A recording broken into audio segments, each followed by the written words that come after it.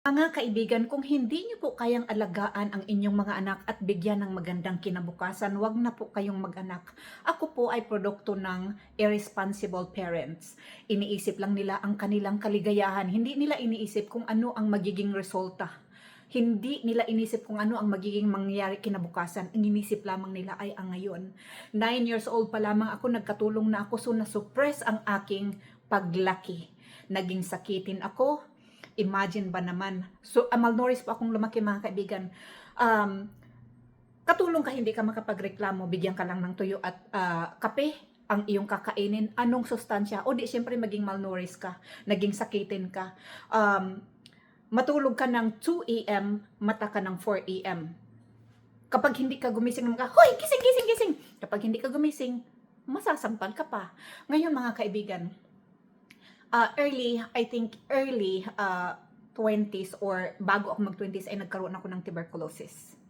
Siyempre, mahirap ka, wala kang sustansya na makakain. So, kahit nagagamot ka, parang wala din. So, ngayon, dito kasi sa Amerika, hindi pwede yung may sakit ka sa baga, So, ngayon, ang aking asawa talaga naghanap ng talagang espesyalista sa baga. So, ngayon, dahil nga meron akong scar, nagkaroon siya ng fibrosis. Kahit yung aking breast ay may fibrosis, mga kaibigan. So, ngayon medyo malala ang aking lung. Hindi ko kinakahiya na nagkaroon ako ng tuberculosis kasi hindi ko naman kasalanan. Ang naging kasalanan ko lang, sinikap kong mabuhay. Sinikap kong mabuhay, nagkatulong ng kung ano-ano. Ngayon sa aking kalagayan ngayon, sa totoo lang, mga kaibigan, galit ako sa aking mga magulang. Bakit pa kasi ako nila ipinanganak? Okay lang naman sabihin mo, wala ka namang utang na loob, buti nga pinanganak ka. Mabuti sana hindi na nga lang ako pinanganak, kaysa naman maghirap ako ng ganito. Ano yun? Yung asawa ko, sinikap niyang i-repair ang pagkakamali ng aking mga magulang. Pero ano naman ang kanyang magagawa? Na kahit siyan siya ay wala nang magagawa sa akin ngayon. Ngayon nga, magpupunta nga kami. Sinabi ko na nga doon sa isa kong video na pupunta kami ng Minnesota Mayo Clinic para... Pero syempre, mga kaibigan, paano nga kung operahan nga ako pero magkakomplikasyon naman? Syempre, matatakot ka rin naman mamatay, Matatakot din talaga ako mamatay. Kaya, mga kaibigan, naiinis ako talaga sa mga magulang. Itong ngipin ko, magkano ang ginastos ng asawa ko dito? Halos 40,000. Dito, dollars, dollars yon. Dito lang sa taas. Paano yung dito pa? Kita mo, sino ang nag-repair, sino ang nag-suffer sa mali ng iyong mga magulang? Yung asawa ko, nagsusumikap siya para sa kanya sanang kinabukasan, pero napunta sa akin lahat.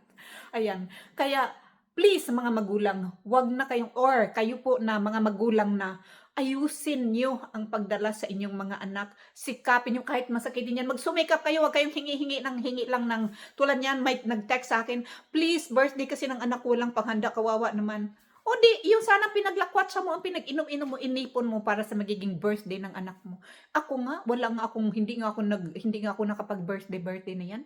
Ay nako, ayan, lahat na lang ng sama ng loob ko ngayon, mga kapatid. Parang lahat ngayong ganito yung aking sitwasyon, sumama talaga yung loob ko na, ay nagagalit ako, hindi naman sumama. Galit ako, bakit pa ako ipinanganak? Yun lang. Maraming salamat po sa inyong pakikinig. Ay, doon po sa mga gustong mag-bash sa akin, siguraduhin niyo po, mga kapatid, na maayos kayong mga magulang. Pero yung mga maayos na mga magulang, hindi yan mangbabash kasi naiintindihan nila ang aking emosyon ngayon. Ngayon, kung ikaw naman ay anak na okay lang yan, kasi buti nga ipinanganak ka mabuti na lang hindi ako ipinanganak. Yun lang. Salamat.